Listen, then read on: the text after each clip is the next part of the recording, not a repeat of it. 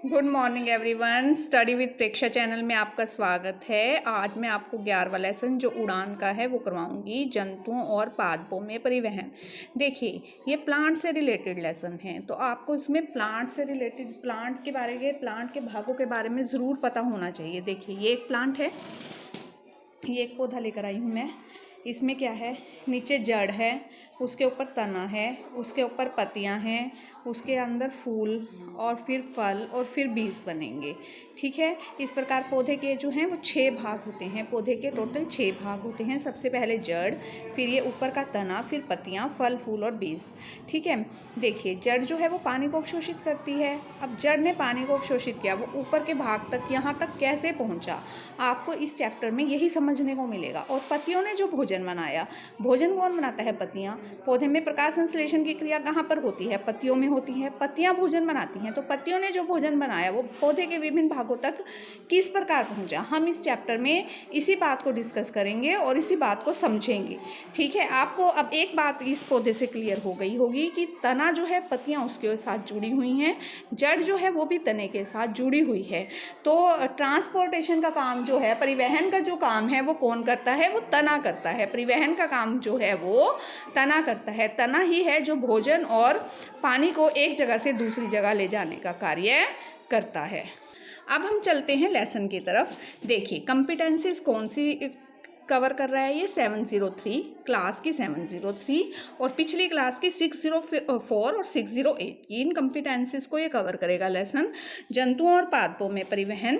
देखिए, सबसे पहले क्या दिया गया है? सफ़ेद गुलहड़ की छोटी छोटी 2 टहनियाँ लेनी है जिसपे फूल लगे हों। 2 बीकर लो जिनमें पानी हो। एक बीकर में लाल रंग की शही की कुछ बूंदे डालें, दूसरे में नीले रंग की शाही की कुछ बूंदे डालें। गुलहड़ की टहनियाँ बीकर में डालें। कुछ समय बाद फूलों के रंगों में बदलाव हो जाएगा। नीले रंग के बीकर के फूल सफ़ेद से हल्के नीले रंग के हो जाएंगे और लाल रंग के गुलाबी हो जाएंगे। पौधों में परिवहन के लिए कौन से उत्तक होते हैं? अभी मैंने आपको बताया तना जो है वो पौधे में एक जगह से नीचे से पानी को, जड़ के द्वारा अवशोषित पानी को ऊपर लेकर जाता है और पत्तियों द्वारा भोजन बनाता है उसके पौधे के विभिन्न भागों तक पहुंचाता है। तो पौधे में परिवहन के लिए कौन से उत्तक होते हैं? ये तने में जाइलम और फ्लोएम नाम के उत्तक होते हैं जो परिवहन का कार्य करते हैं। जल का परिवहन किस उत्तक से होता है? ज से जल, ज से जाइलम। जाइलम के द्वारा जो है, जाइलम उत्तक के द्वारा जो है जल का परिवहन होता है। पादप में पानी पहुंचाने का कार्य कौन सा उत्तक करता है? जाइलम करता है। पेड़ पौधों में मिट्टी से जल अवशोषित करने का कार्य कौन सा भाग करता है? मूल करता है। मूल मतलब जड़, मूल करता है। ठीक है, उसके बाद हम सेकंड क्वेश्चन की तरफ चलते हैं। सेकंड कार्यपत्रक है इसका। नीरजा को दादी ने आक के पेड़ को सींचने के लिए कहा। नीरजा ने पेड़ को सींचते हुए पूछा या सोचा कि इतना बड़ा पेड़ है, भोजन ऊपर के पत्तों तक कैसे पहुंचेगा? दादी ने बताया कि पेड़ पौधे में इस कार्य के लिए विशेष उत्तक होते हैं। अब सबसे पहला क्वेश्चन होता है, उत्तक क्या है? उत्तक क्या है? उत्तक एक कोशिकाओं के समूह को हम उत्तक कहते हैं। बहुत सी कोशिकाएं हैं, हमारा शरीर भी बहुत सारी कोशिकाओं से मिलकर बना है। अब कोशिकाएं क्या हैं? वो किसी भी जीव की या पौधे की संरचनात्मक और क्रियात्मक इकाई हैं, उनको हम कोशिका कहते हैं। तो कोशिकाओं के समूह को हम उत्तक कहते हैं। बहुत सी कोशिकाएं मिलकर उत्तक बनाती हैं और बहुत से उत्तक मिलकर अंग बनाते हैं। संवहन उत्तक क्या है? संवहन उत्तक जल और भोजन के संवहन का कार्य करते हैं। पौधे में जल और भोजन का संवहन का कार्य जो है वो जो करते हैं उन्हें हम संवहन उत्तक कहते हैं, जैसे जाइलम और फ्लोएम। पौधे में कौन से 2 संवहन उत्तक होते हैं? जाइलम और फ्लोएम होते हैं। अब संवहन क्या है? एक जगह से दूसरी जगह चीजों को पहुंचाना, भोजन और पानी को एक जगह से दूसरी जगह पहुंचाना, उसे हम क्या कहते हैं? उसे हम संवहन कहते हैं।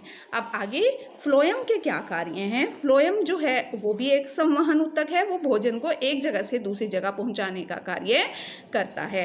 अब उसके बाद उसने पूछा है वाष्पोत्सर्जन के क्या लाभ और हानियां हैं? वाष्पोत्सर्जन क्या होता है? पानी में से पौधे की पत्तियों से पानी का वाष्प बनकर उड़ना, उसे हम वाष्पोत्सर्जन कहते हैं। वाष्पोत्सर्जन क्या है? पौधे की पत्तियों से पानी का उड़ना, उसे हम वाष्पोत्सर्जन कहते हैं। तो वाष्पोत्सर्जन के क्या लाभ हैं? वाष्पोत्सर्जन द्वारा जड़ जो पानी अवशोषित करती है उसको उसमें मदद मिलती है। जड़ से जो पानी अवशोषित करता है पौधा, उसमें मदद मिलती है, ये इसका लाभ है। और पौधे की सतह को ठंडा रखने का कार्य करता है वाष्पोत्सर्जन। अब हानियाँ क्या हैं? दोपहर के समय वाष्पोत्सर्जन से पौधा मुरझा जाता है, ठीक है, और पौधे में पानी की कमी हो सकती है जो कभी कभी उसके लिए घातक सिद्ध होती है। अब हमारे रक्त में क्या क्या होता है? हमारे रक्त में लाल रक्त कोशिकाएं होती हैं, श्वेत रक्त कोशिकाएं होती हैं और बिंबाणु होते हैं। मनुष्य के रक्त का रंग लाल किस वजह से होता है? हीमोग्लोबिन की वजह से मनुष्य के रक्त का रंग जो है वो लाल होता है। अगर आपको यह वीडियो पसंद आई, पहले आप इसका एक क्विक रिव्यू देख लीजिए। देखिए अपनी कॉपीज़ में नोट करने के लिए।